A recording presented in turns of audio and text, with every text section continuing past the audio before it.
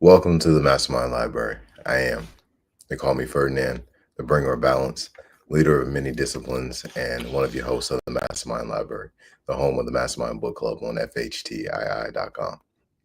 So I'm here today with my co-host, Trigger. What's going on, buddy? How you doing? You want to introduce our live audience? Who's that over there? Dog. Okay, who's that over there? He was All right, who are you?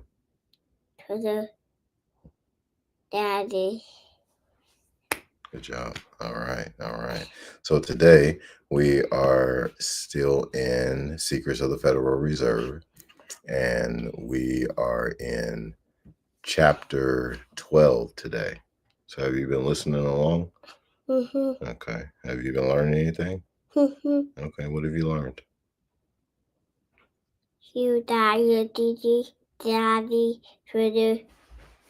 Very good. Good job. All right. Well, what I've learned is a lot about who's been controlling the whole world through our finances.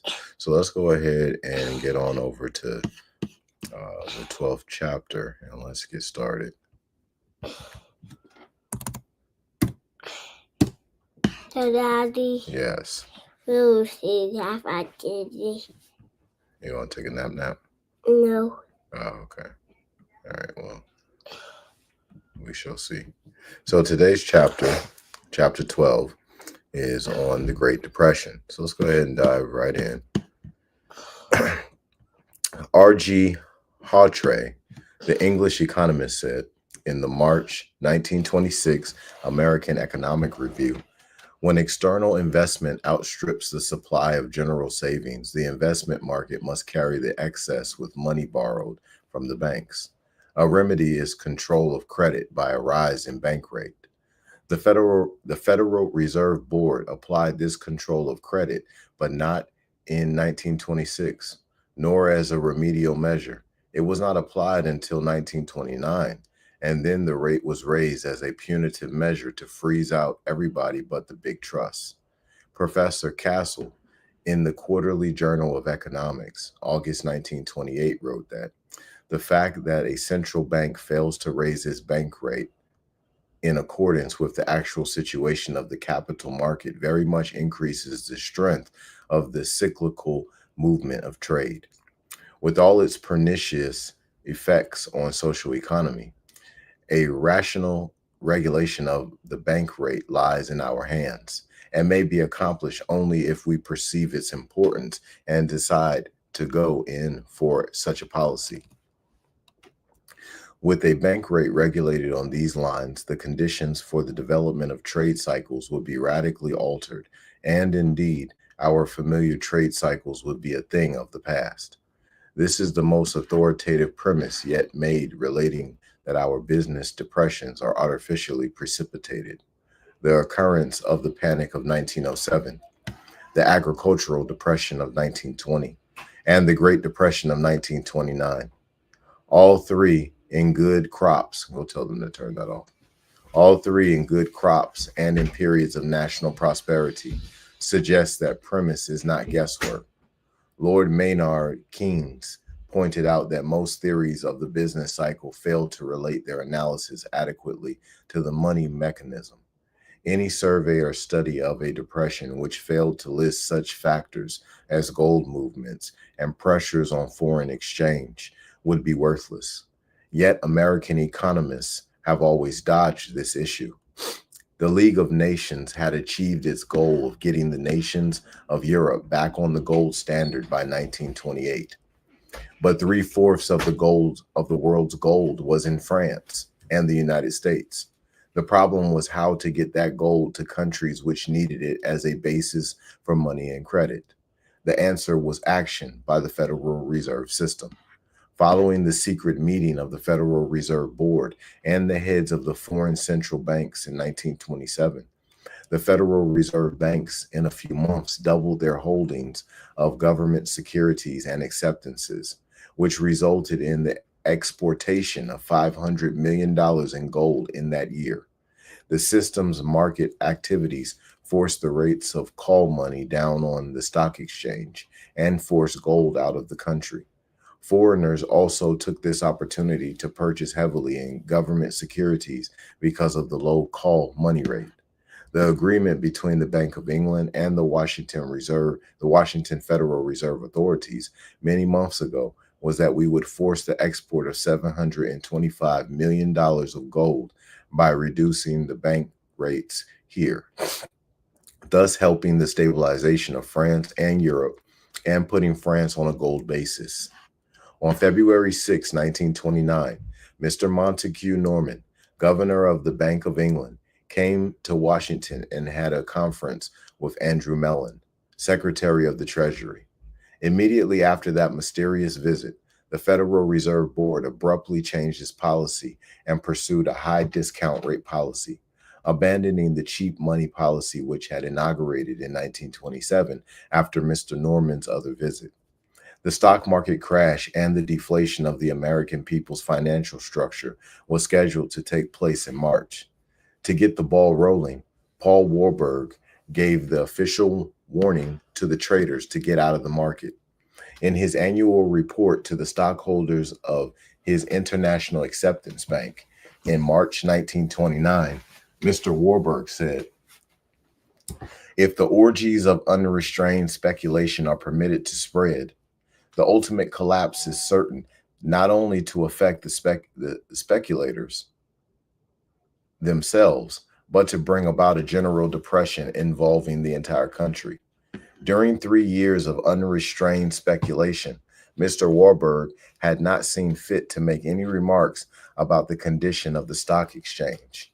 A friendly organ, the New York Times, not only gave the report 2 columns on the editorial page, but editorially commented on the wisdom and profundity of Mr. Warburg's observations.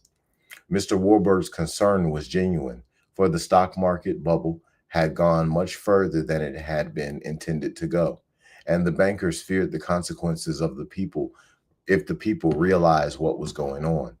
When this report in the New York Times started a sudden wave of selling on the exchange, the bankers grew panicky, and it was decided to ease the market somewhat. Accordingly, Warburg's National City Bank rushed $25 million in cash to the call money market and postponed the day of the crash. The revelation of the Federal Reserve Board's final decision to trigger the crash of 1929 appears, amazingly enough, in the New York Times. On April 20th, 1929, the Times headlined, "Federal Advisory Council Mystery Meeting in Washington.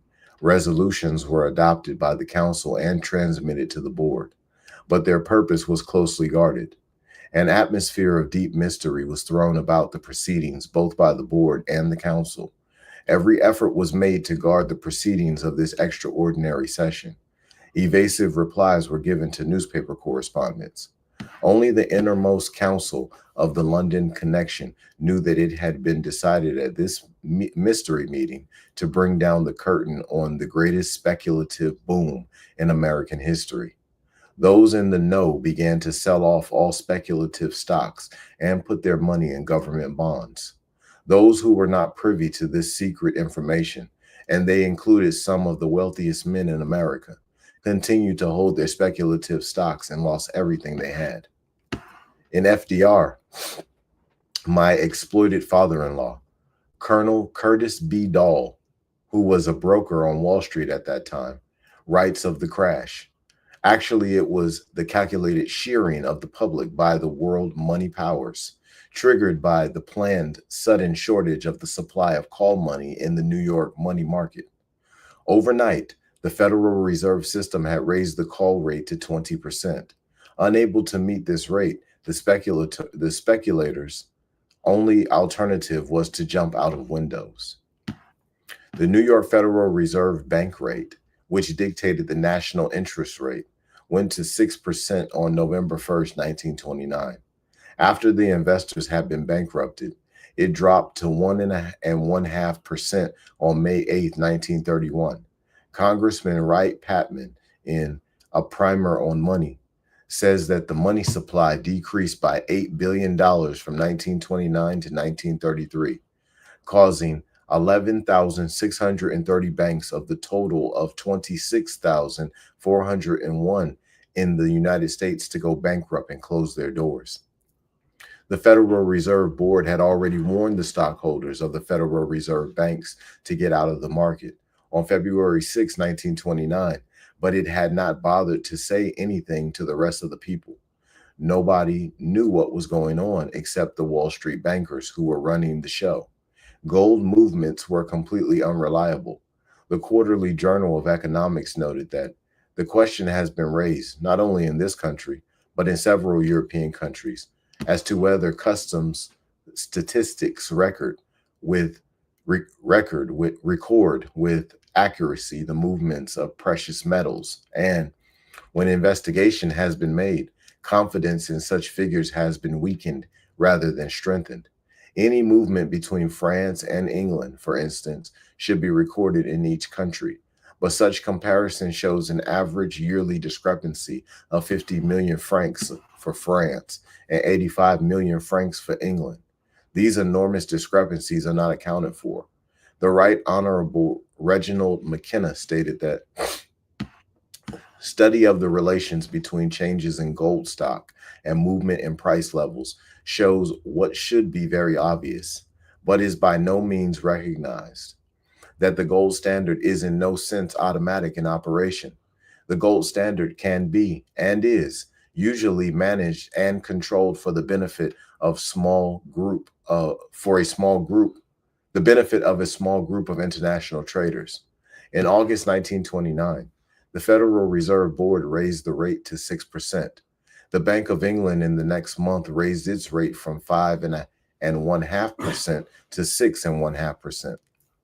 Dr. Friday, in the September 1929 issue of Review of Reviews, could find no reason for the board's action. The Federal Reserve statement for August 7, 1929, shows that signs of inadequacy for autumn requirements do not exist.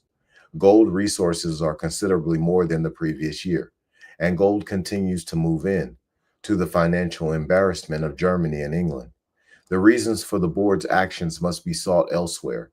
The public has been given only the hint that this problem has presented difficulties because of certain peculiar conditions. Every reason which Governor Young advanced for lowering the bank rate last year exists now.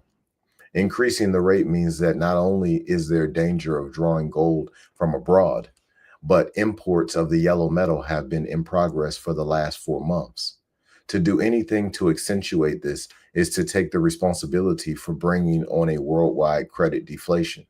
Thus, we find that not only was the Federal Reserve System responsible for the First World War, which it made possible by enabling the United States to finance the Allies, but its policies brought on the worldwide depression of 1929 through 31.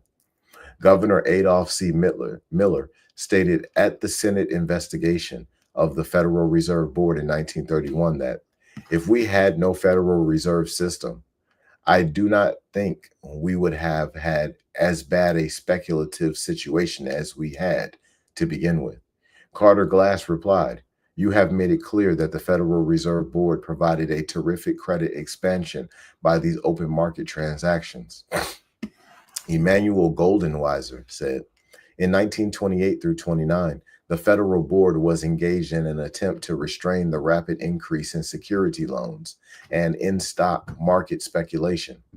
The continuity of this policy of restraint, however, was interrupted by reduction in bill rates in the autumn of 1928 and the summer of 1929. Both J.P. Morgan and Kuhn Loeb Company had preferred lists of men to whom they sent advance announcements of profitable stock. The men on these preferred lists were allowed to purchase these stocks at cost, that is, anywhere from 2 to 15 points a share less than they were sold to the public. The men on these lists were fellow bankers, prominent industrialists, powerful city politicians, national committee men of the Republican and Democratic parties, and rulers of foreign countries. The men on these lists were notified of the coming crash and sold all but so-called gilt-edged stocks, General Motors, DuPont, etc. The prices on these stocks also sank to record lows, but they came up soon afterwards. How the big bankers operated in 1929 is revealed by a Newsweek story on May 30th, 1936, when a Roosevelt appointee, Rolfe W. Morrison, resigned from the Federal Reserve Board. The consensus of opinion is that the Federal Reserve Board has lost an able man.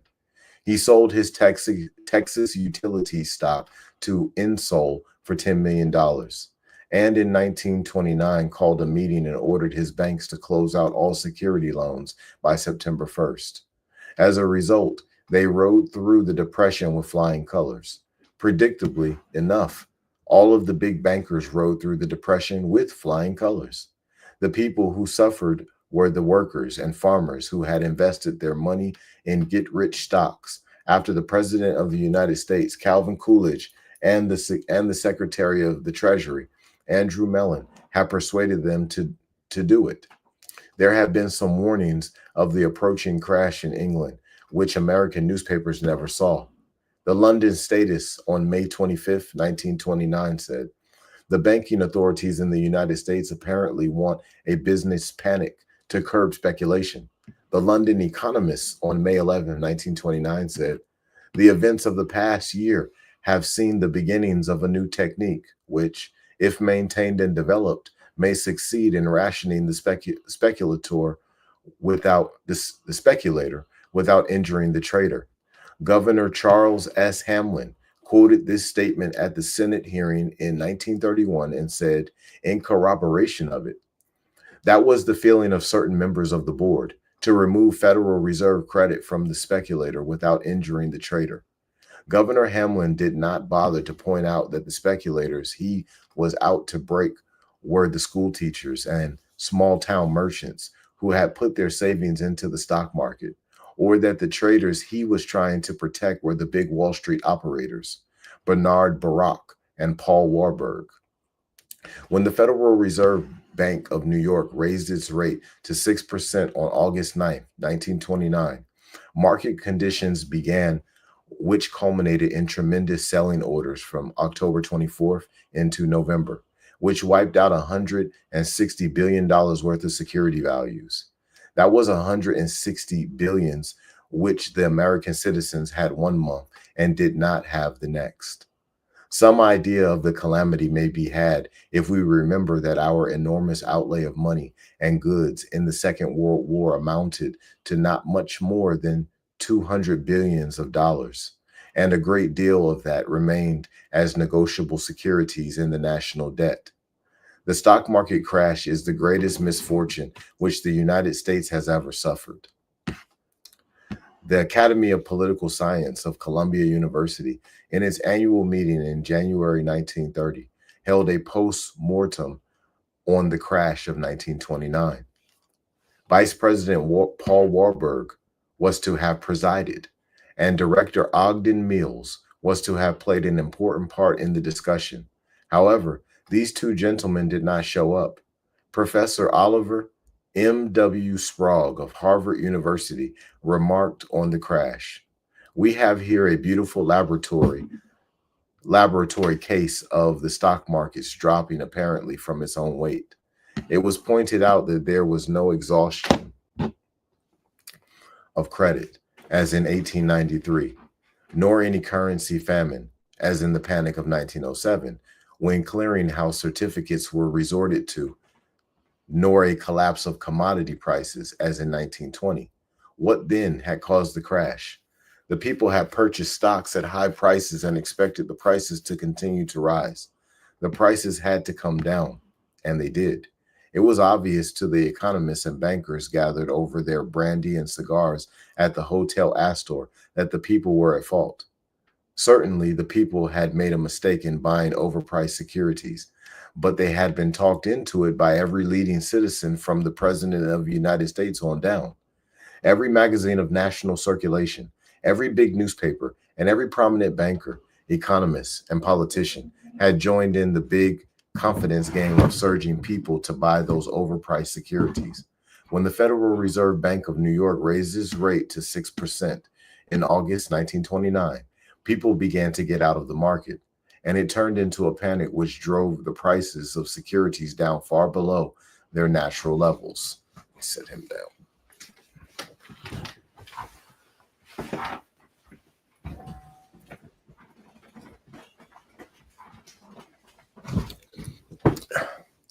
As in the previous panics, this securities down far below. Excuse me. As in previous panics, this enabled both Wall Street and foreign operators in the know to pick up blue chip and gilt-edged securities for a fraction of their real value. The crash of 1929 also saw the formation of giant holding companies who picked up these cheap bonds and securities, such as the Marine Midland Corporation, the Lehman Corporation, and the Equity Corporation. In 1929, J.P. Morgan organized the giant food trust, Standard Brands. There was an unequaled opportunity for trust operators to enlarge and consolidate their holdings. Emmanuel Goldenweiser, director of research for the Federal Reserve System, said in 1947, "It is clear in retrospect that the board should have ignored the speculative expansion and allowed it to collapse of its own weight." This administration of error 18 years after the event was small comfort to the people who lost their savings in the crash. The Wall Street crash of 1929 was the beginning of a worldwide credit deflation, which lasted through 1932, and from which the Western democracies did not recover until they began to rearm for the Second World War. During this depression, the trust operators achieved further control by their backing of three international swindlers, the Van Swearingen brothers, Samuel Insull, and Ivar Kruger. These men pyramided billions of dollars worth of securities to fantastic heights. The bankers who promoted them and floated their stock issue could have stopped them at any time by calling loans of less than $1 million. But they let these men go on until they had incorporated many industrial and financial properties into holding companies, which the banks then took over for nothing. Insull piled up public utility holdings throughout the Middle West, which the banks got for a fraction of their worth. Ivar Kruger was backed by Lee Higginson Company, supposedly one of the nation's most reputable banking houses. The Saturday Evening Post called him more than a financial titan, and the English Review fortnightly said in an article written December 1931 under the title "A Chapter in Constructive Finance," "It is as a financial irrigator that Kruger has become of such vital importance to Europe." Financial irrigator, we may remember, was the title bestowed upon Jacob Schiff by Newsweek magazine when it described how Schiff had brought up American railroads with Rothschild's money. The New Republic remarked on January 25, 1933, when it commented on the fact that Lee Higginson Company had handled Kruger and Toll securities on the American market. $750 million was made away with. Who was able to dictate to the French police to keep secret the news of this extremely important suicide for some hours, during which somebody sold Kruger securities in large amounts, thus getting out of the market before the debacle? The Federal Reserve Board could have checked the enormous credit expansion of Insull and Kruger by investigating the security on which their loans were being made. But the governors never made any examination of the activities of these men. The modern bank, with the credit facilities it affords, gives an opportunity which had not previously existed for such operators as Kruger to make an appearance of abundant capital by the aid of borrowed capital. This enables the speculator to buy securities with securities. The only limit to the amount he can corner is the amount to which the banks will back him.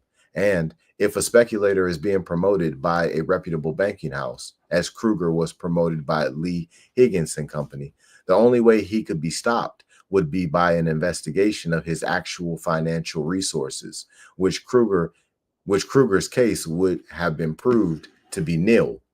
The leader of the American people during the crash of 1929 and the subsequent depression was Herbert Hoover.